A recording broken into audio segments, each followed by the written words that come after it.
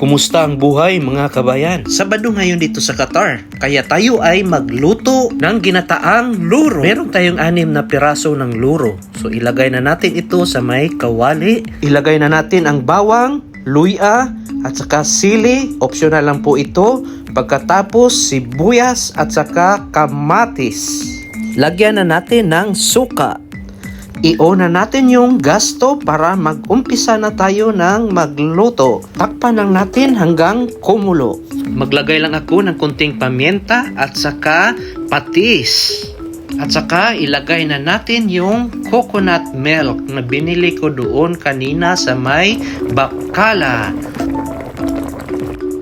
Tikman at lagyan ng asin depende sa iyong panglasa. Ilagay na natin ang bok choy.